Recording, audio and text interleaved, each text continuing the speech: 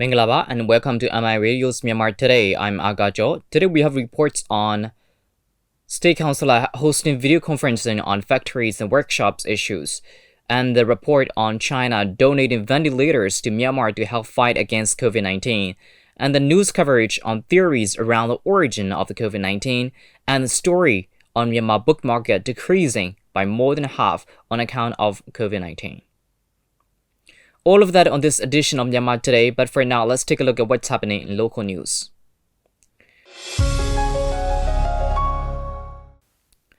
State Counsellor Daw San Suu Kyi, in her capacity as the chairperson of the National Central Committee for COVID-19 Prevention, Control and Treatment, held a video conference with representatives of the industrial sector and labor affairs from the Presidential Palace in Naypyidaw yesterday. After words of greeting from the State Counsellor, General Secretary of Myanmar Garment Manufacturer Association, Daw Khaing Khaing Noe, discussed about affairs of the employers and employees during the COVID-19 crisis, skill promotion of the workers, and the need for enforcement of rules and COVID-19 measures, and the need to take legal actions. U Pithit Nyungwe, aka U Mau Mau, chairman of the Confederation of the Trade Unions in Myanmar, discussed about health awareness campaigns for COVID-19, difficulties and socio-economic problems during the pandemic, and the need to provide support and assistance for workers who are suffering from job loss, temporary closures, and permanent shutdowns. Myo Aung, Permanent Secretary of the Ministry of Labor, Immigration and Population, talked about the tripartite discussions among employers and employees and the government to solve problems, measures undertaken to ensure the directions and instructions issued by the National Central Committee for COVID-19 Prevention, Control and Treatment and the Ministry of Health and Sports are being followed by the factories, workplaces and work establishments, and the work being done by a joint inspection team.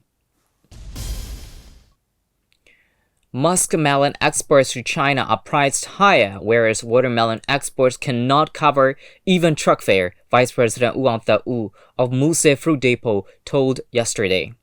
At present, muskmelon is worth 2,000 through 5,000 yuan per ton, while watermelon prices 855 variety move in the range of 2,000 through 12,000 yuan for 16-ton truck, and the highest price of watermelons are at 28,000 yuan per truck.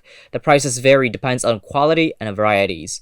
Myanmar yearly exports about 800,000 tons of watermelons and 150,000 tons of muskmelons. Over 500,000 tons of watermelons and over 100,000 tons of muskmelons have been exported during the season. The government of Japan will provide additional 10,000 test kits to the National Health Laboratory today, according to the Japanese International Cooperation Agency JICA. The donation came after the JICA's assistance of 1,000 test kits to the NHL on 25th February and 10,000 test kits on 9th April. Besides, the JICA provided technical cooperation to guide testing method by dispatching Japanese experts. While these assistances definite diagnosis which had previously been conducted in Thailand became available in Myanmar. Based on the proposal of the Ministry of Health and Sports and Yangon Region Government, a Japanese company, Kitajima Sensor Company Limited, has provided medical gas to Pangji COVID-19 Specialist Hospital on 21st April. Ayeyarwady Regional Government has announced that all shops must be closed in Ayeyarwady Region until 30th April, except the food shops and drugstores to protect from further spreading of the COVID-19.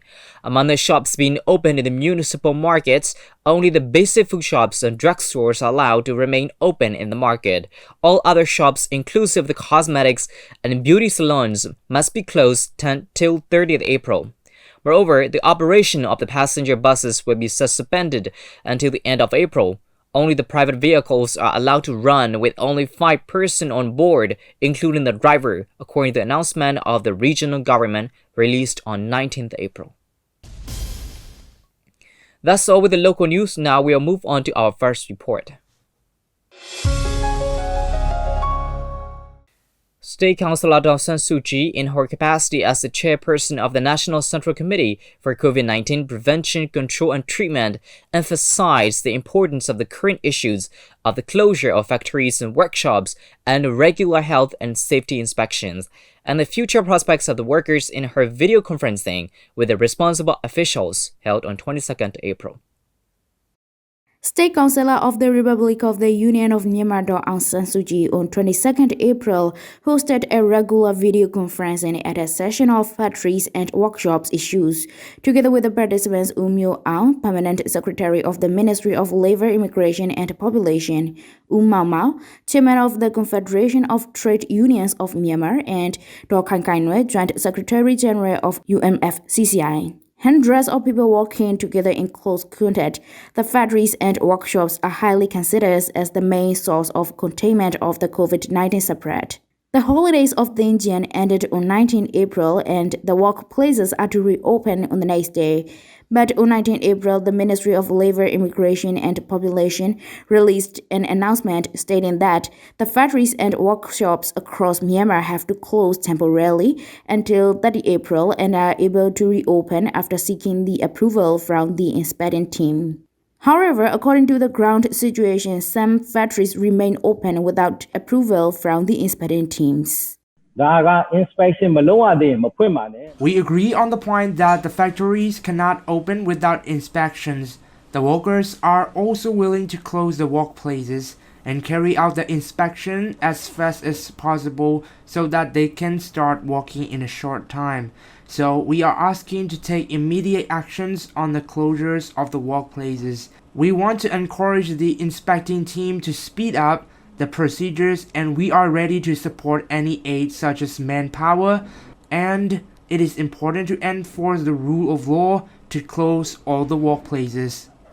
A total of 20 factories were inspected on the first day of inspection, and on 22nd April, 341 workplaces from Yangon and 7 from Bago registered for the readiness of reoperation in line with the criteria of the Ministry of Health and Sports. The workers are worried about the employment because of the closures of the workplaces, but if the factories operate without appropriate health and safety provisions, the spread of the virus is likely to be a threat to the workers. Moreover, workers who have returned from their hometowns to Yangon after the holidays are facing difficulties to stay in the dormitories. The government does not want any factories to shut down because it is a burden for the country's economy as well as the livelihood of the workers. But it is necessary to shut down since the factories and dormitories of the workers can be the main sources of the uncontrollable outbreak of the virus. We have to consider the health and safety of the workers and their close contact persons. So we will take actions against the factories failing to follow the instructions. In addition, the government has started the plan to provide accommodation for the workers with hostel arrangement, especially for those staying in the minimum space. This is the action to implement on a nationwide scale. Moreover, the preparedness for the post-period of COVID-19 was presented. Kai Nwe said that the government needs to enforce the rule of law during the period of COVID-19 outbreak, especially to take actions against boycotts by the workers in mass gatherings that can cause other workers and foreign employees to be locked in the factories and stop the export procedures. For the stable period after the outbreak is successfully under control, there must be a situation to attract the foreign investors, it was said by Kai Nwe. The State Counsellor also agreed on that point and added to look forward to scale exchange between the foreign investors and local workers. She mentioned to consider the future of the returning overseas workers, including competencies enhancement and sustainability. For the post-period of COVID-19 outbreak, Myanmar, being the developing country, needs to carry out much more preparedness, said the State Counsellor. Our country has to depend on the unity and cooperation of the government, employers, and the workers. Neither money nor infrastructure is important. Even the developed countries cannot avoid the consequence of COVID-19. The key to solution is the cooperation. We have to negotiate with each other and to support the right procedures between the government, employers, and the workers. Up until the morning of 23rd April, 127 positive cases of COVID-19 were found within the country, including 5 deceased and 9 discharged from the hospital. This is Dora Suisin from MI Radio. That's the report on State Counsellor hosting video conferencing on factories and workshops issues.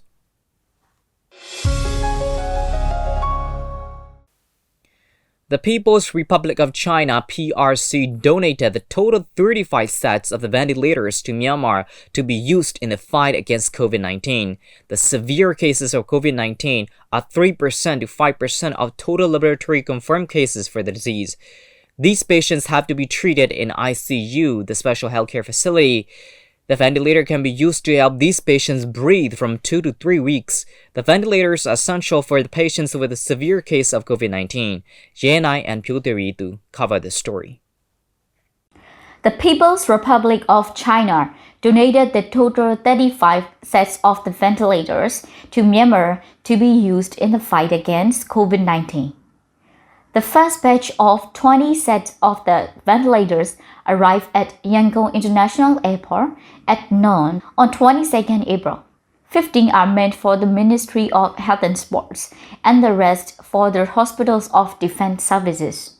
His Excellency Mr. Chen Hai, Ambassador of the People's Republic of China, said, 中国由中方向缅方紧急提供的20台的呼吸机已经抵达仰光机场。 The Chinese government donated the ventilators to Myanmar. The 20 sets of the machines have arrived in Myanmar. I'm going to transfer these machines. The ventilators are a sort of important medical devices for COVID-19. All the countries hit by coronavirus require these machines. Myanmar government suggested there are needs of medical supplies, and the ventilators are included. China has already donated hundreds of thousands of medical supplies and thousands of protective items for Myanmar. And we also tried to donate ventilators to Myanmar, our friend country. We adjusted and discussed with our respective Chinese ministry for donation. More 15 sets of the ventilators from Chinese government to Myanmar government is also going to arrive. We hope these can be used in treating the disease as fast as possible. Severe cases for COVID-19 are from 3% to 5% of total laboratory confirmed cases for the disease. These patients have to be treated in ICU, the special healthcare facility. The attack of COVID-19 can make the patient's respiratory organs weak. It can lead to the reduction of oxygen in the body. The ventilator can be used to help the patients breathe from 2 to 3 weeks. Professor Zodanto, Director General of Department of Medical Research, said, COVID-19 ရောဂါပြင်းထန်တဲ့သူတွေနော်ပြင်းထန်အဆုတ်ရောဂါကိုဖြစ်တဲ့သူတွေမှာဆိုရင်ဒီတက်ရှူအားကူဆက်ကမရှိမဖြစ်လိုတယ်လို့နော်တိတ်အချိန်ကြီးဆိုးလာပြီဆိုရင်လိုတယ်လို့ပြောလို့ရတာပေါ့နော် For the severe case of COVID-19, the ventilators are essential for the patients. So the People's Republic of China donates these machines for Myanmar people. As soon as we have received these ventilators, we are going to send these machines to the hospital taking responsible for combating COVID-19 such as Weibaki Specialist Hospital, Sao Glapa Hospital, and other state and regional hospitals. All these hospitals have already got the ventilators in some amount, but we are going to expand more preparations to speed up efforts in the treatment of the possible severe cases. The medical expert team from Yunnan province has left Yangon on 22nd April. The team arrived at Yangon International Airport at noon on 8 April and stayed for 2 weeks in Myanmar. The expert team comprised 12 members with various medical fields covering respiratory, severe infection, nursing, testing, and traditional Chinese medicine. They discussed with the respective medical research team and national laboratory from Myanmar. Professor Zodanto, Director General of Department of Medical Research, continued to MI Radio how the coming of medical expert team is beneficial for Myanmar. He said, သူတို့အနေနဲ့ကကြားတဲ့ခါကျတော့ဒီဝူဟန်မှာဆိုရက်ပေါင်း86ရက်ပေါ့ဆိုတော့ lockdown ချပြီးတော့ဒီပြန်ပွားနှုန်းများပါတယ်ဆိုတော့ဒီယောဂါတို့နိုင်အောင်ထိန်းချုပ်ခဲ့တာပေါ့နော်အဲ့လိုဘယ်လိုပုံစံနဲ့သူတို့ဒီလိုထိန်းချုပ်နိုင်ခဲ့တယ်လဲ They have gained the control of fast infection disease of COVID-19 within 76 days. They have shared their experience of how they examine for the disease, how they take control and treatment in hospitals as well as traditional medicine takes part in the process. Their arrival is so much beneficial for the country. We got the chance to know their experience within a few days, so we are implementing to overcome the disease by using our experience plus knowledge from them. I am Jyoti Ritu. This is news reporting from Myanmar Radio. That's the report on China donating ventilators to Myanmar to help fight against COVID-19. Anti-China forces in the US would like to blame China for the pandemic. However, there are other science-backed theories highlighting the origin of the pandemic is the West. The report covers comprehensive updates on the origin of the pandemic, as well as latest update on the confirmed cases globally. Various theories went viral on internet regarding the origin of the COVID-19 pandemic outbreak. Anti-China forces in the US would like to blame China for the pandemic, as it is much easier to find a scapegoat than to admit one's own mistakes. Some theories imply the pandemic originates in the West. With a great deal of conspiracy theories across the internet, including the 5G internet towers, the world is grappling to trace the root cause in desperate manner. All of these claims, as well as some being promulgated by political leaders here and abroad, have in common a fervent desire to advance an agenda that has nothing to do with the desire to track down the actual cause of the pandemic.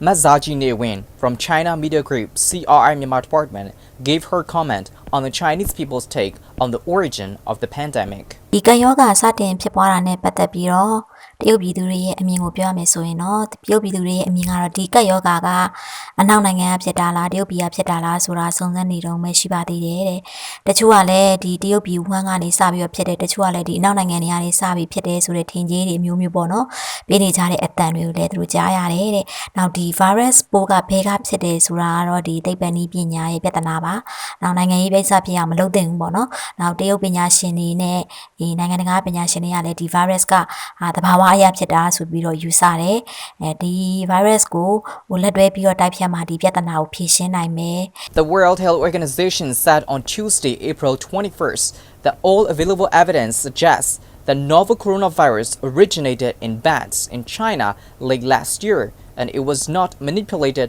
or constructed in a laboratory. A primary Chinese virology laboratory in Wuhan, which is in the eye of the storm for allegedly being the source of the novel coronavirus, has for the first time refuted the charge, including those of the US President Donald Trump, that the deadly virus originated from his lab before it spread across the world and wreaked havoc. တရုတ်ကလည်းပေါ့နော်ဒီပြဿနာမှာဒါထိခိုက်ခံရသူဖြစ်တယ်ကြီးမားတဲ့နစ်နာဆုံးရှုံးမှုတွေပေးခဲ့ရတယ်ပေါ့နော်ဒီလိုမျိုးပြောကြတယ်နောက်ဒီတရုတ်ဆိုရကလည်းဒီကပ်ရောဂါဖြစ်ပွားတဲ့ဒီအရင်းမြစ်နဲ့ပတ်သက်ပြီးတော့စုံစမ်းစစ်ဆေးနေတော့မယ်ဘာကြောင့်ဖြစ်ရလဲဆိုတာပေါ့နော်ဒီနိုင်ငံတကာကလည်းဒီ WHO ကိုဒီကပ်ရောဂါရဲ့အရင်းမြစ်တွေကိုစုံစမ်းစစ်ဆေးပြီးဖို့တောင်းဆိုနေကြတယ်ဒီဗြိတိန်နိုင်ငံက Cambridge တက္ကသိုလ်ကဒီ virus လေ့လာရေးပညာရှင်ပြောတာကတော့ဒီ virus ရဲ့မျိုးဗီဇကိုပေါ့နော်ဝူဟန်ကရှာတွေ့တာမဟုတ်ဘူးဒီ American အနေနဲ့နမူနာထားတယ်ပေါ့နော်ယောဂတွေစီကတွေ့တာလို့ဆိုတယ်တဲ့နောက်ဒီတရုတ်က virus သူဒေသနာဝူဟန်ကပေါ့နော် virus တွေနာပညာရှင်ကကြတော့လူအချို့ကပေါ့နော်ဒီကိစ္စနဲ့ပတ်သက်ပြီးတော့ဒီအထင်မြင်တွေလွဲအောင်လုပ်နေတာဖြစ်တယ်ပေါ့နော်အထူးသဖြင့်ဒီယောဂကြီးမပြီးဆုံးသေးတဲ့အချိန်အထိကတော့ဒီလိုမယုံသင်္ကာဖြစ်နေတဲ့အတန်တွေကတော့ပျောက်မှာမဟုတ်ဘူးလို့သူကပြောတယ် As of April 21st midnight, confirmed COVID-19 cases have exceeded 2.5 million globally, with the death toll exceeding 177,000, according to the latest statistics released by US-based Johns Hopkins University. The total number of COVID-19 cases on Chinese mainland has hit 82,788, including 1,610 from abroad. A total of 991 asymptomatic patients are under medical observation. The country's death toll now stands at 4,642. U.S. President Donald Trump says he will suspend all immigration into the U.S. due to the coronavirus pandemic, and non-essential travel across borders with Canada and Mexico is prohibited for another 30 days after the existing ban expires on Tuesday. The U.S. now has over 45,000 COVID-19 deaths, and its total number of confirmed cases has surpassed 824,000, leading the world in both fatalities and infections. This is Agajo reporting for Myanmar International Radio. That's the news coverage on theories around the origin of the COVID-19. Yangon is now not the hustle and bustle of the city when compared to it was in the past, as the government has issued an order to prohibit mass gatherings and public events with the purpose of controlling and preventing the ongoing COVID-19 crisis after confirming positive cases for coronavirus in Myanmar.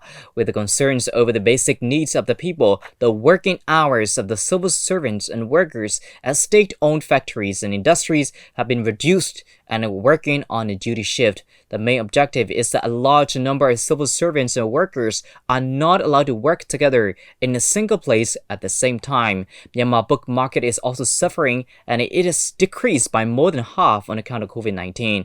Mintong Ochin and Yenai Laogai report. Yangon is now not the hassle and bustle of the city when compared to it was used to be in the past, as the government has issued an order to prohibit mass gatherings and public events with the purpose of controlling and preventing the ongoing COVID-19 crisis after confirming positive cases for coronavirus in Myanmar. With the concerns over the basic needs of the people, the working hours of the civil servants and workers at state-owned factories and industries have been reduced and are working on a duty shift. The main objective is that a large number of civil servants and workers are not allowed to work together in a single place at the same time. With lesser travel activities, small-scale businesses have become slower, especially bookstores are suffering a remarkable decrease in their sales. At such time, there has been an increase in the book sales as bookworms usually buy the books they like and collect them. And moreover, people get long holidays to read books during Tingjan. Booksellers said that they hope there will be an increase in the book sales during coming Tingjan holidays in 2020, but book sales are decreasing across the world, including Myanmar, due to the wave of ongoing COVID-19 crisis. Pyo Yadanathon, sales in charge of Sape Loka Bookhouse 2 said, Bookstore will remain opening just before Tingjan. We will close our bookstore if the government issue any announcement on closure. Book sale has gone down when compared to previous moments. We are opening our bookstore to sell because the customer may need books to read during long holidays and they will take a short retirement. At a time when the use of social networks has become widespread among the people, there has been a sharp decrease in the book trade as a result of the global pandemic of COVID-19, said bookhouse owners. Old booksellers said the 37th Street in Chaudhara Township, always packed with the old booksellers and buyers, has lesser commerce on it. U Onso, owner of Onso Book House, said, The people don't buy our books because of the virus. It can be said the book trade has come to a stop. I earn nothing for my shop and my family. I have no idea how long it goes on.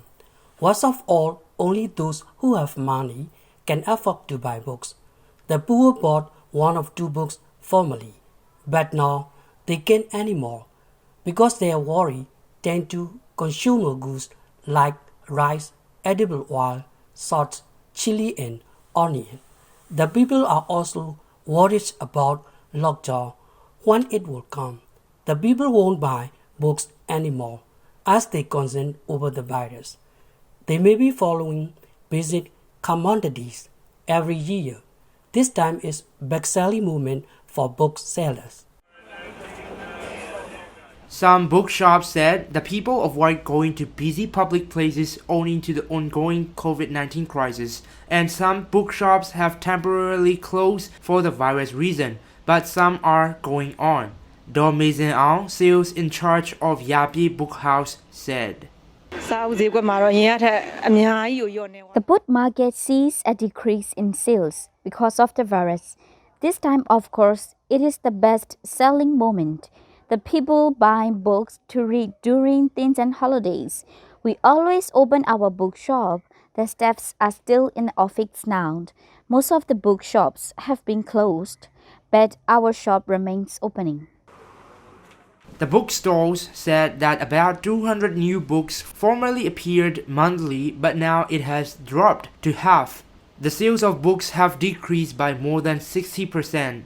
Ujo Say, a book buyer from number 65 ward in Dago Mute South, said. I have been reading books since my childhood. My father taught me how to read books. Almost every day I come to the book street. I buy books on the traditional medicine, English and knowledge. I can't help but read books just like we eat meals daily. The people self-restrict their travel because of the virus. It brings negative effects not only on the book trade but also on businesses. Multiple businesses have seen a downtrend. However, the working class have to go to work. We want the world to be free from the virus. The people will return to work and businesses will recover only if we are free from the virus. I will be coming to the book street because I can't help but read books. And that's all we have for today's reports, and it's time to check on some international news here on Myanmar Today. Chinese President Xi Jinping inspected poverty alleviation work in a community of Laoshan Township, Bingli County, Angan City, northwest China's Jiangsu province on April 21st. Only by stable employment can locals live a prosperous life, President Xi said. He also added, working is a major way out. 刚才我在底下看了一下呢，也是我关心的，移得出，稳得住。就是移出来了，还要在那儿住得下去，还要安居乐业。反过来讲，乐业才能安居。房子好了，他没收入，那住不下去的。主要就是靠稳定的一个就业岗位，搬下来就是务工，这是一个主要的出路。对于今年全面完成现行指标的扶贫，我是有信心的。我更关心的就是今年以后是不是能够稳定下来，是不是呢有一个长效的机制，就看这些基本的措施是不是稳定的持续的。共产党人办事是求真务实的，真正让人民群众获得实实在在的好处。